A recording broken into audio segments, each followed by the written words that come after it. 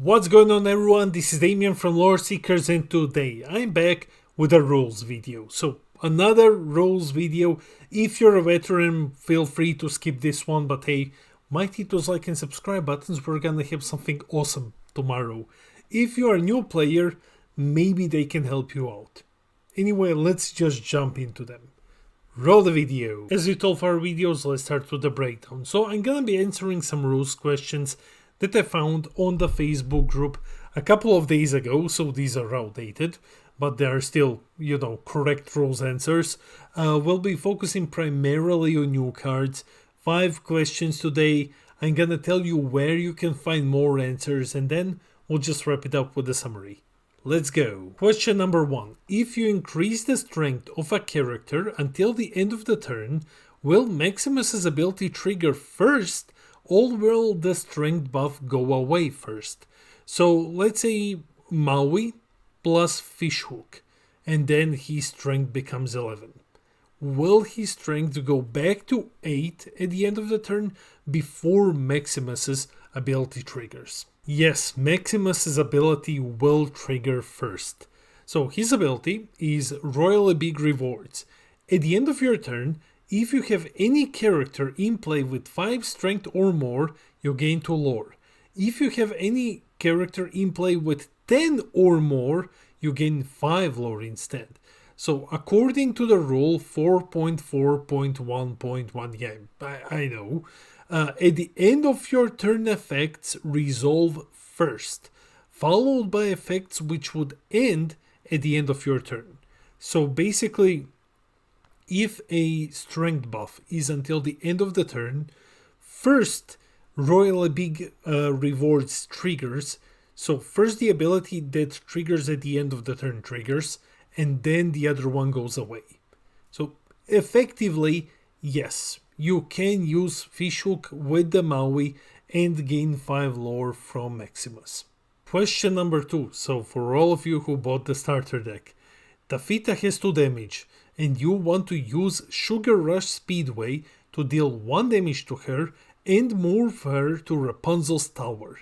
Will she remain in play, considering that you just dealt 1 damage to her and she has 3 willpower? Yes, she will survive this move. So, Sugar Rush Speedway says, on your marks, once per turn, you may exert chosen character here and deal 1 damage to move them to another location for free. A Rapunzel's Tower increases willpower. So the game state checks occurs after the effects resolve, which means that this effect resolve after the character has been moved to a different location. So what happens is that Tafita takes damage. She's now on 0 willpower, but the effect continues, moves her to the Rapunzel's Tower, she gets plus 3 willpower, the effect resolves, then the game state check occurs, and she's like, okay, Tafita has 3 damage on her and 3 willpower from Rapunzel's Tower. So she remains in play, basically. Yeah, it's a bit of a weird one, but yeah, that's how it works. Question number 3. Does Pete stop Robin Hood from playing actions revealed with his effect? Yes, he will stop Robin Hood. So Pete's ability is Blow the Whistle. When you play this character, opponents can't play actions until the start of your next turn. Basically, Robin Hood says you look at top 4 and you can play an action card cost 6 or less from among them for free. However, Pete doesn't care where the action card came from. He stops your opponent from playing actions, period. It's not from hand, it's just like stops them, period. Because Robin Hood still plays an action card with his effect, Pete's ability will stop him from doing so. Question number 4. Mr. Smee is exerted and you have Cogsworth in play.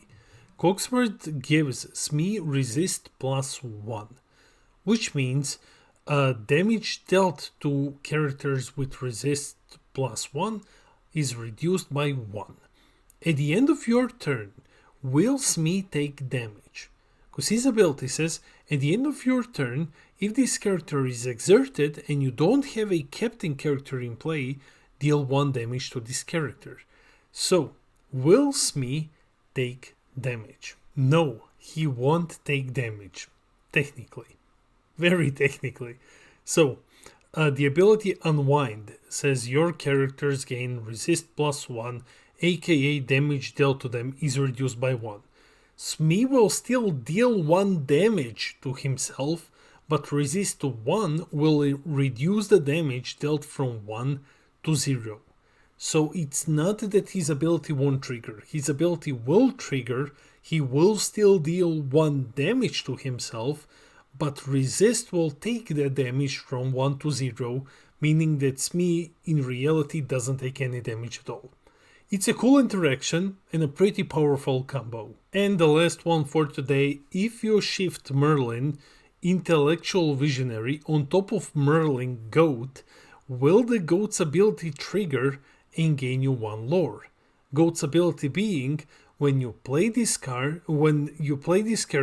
and when he leaves play, gain 1 lore. No, you won't. So the ability once again says, when you play this character and when he leaves play, gain 1 lore. However, when you shift a character on top of another character, the original remains in play. Technically, he never leaves play. He remains under the one that you shifted.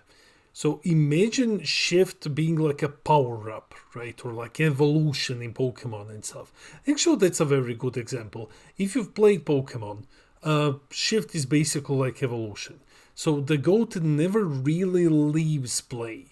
It still technically remains in play, which is why the ability doesn't trigger. Before we end the video, let's quickly jump into the summary. Now you know the rulings for some possible scenarios that you might run into.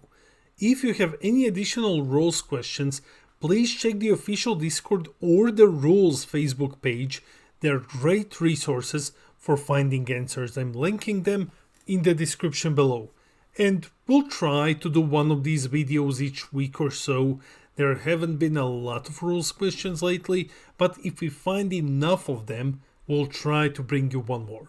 At least one more. That's it for the video. Let me know in the comments below, was this video helpful to you? Have I answered some of your potential rules questions?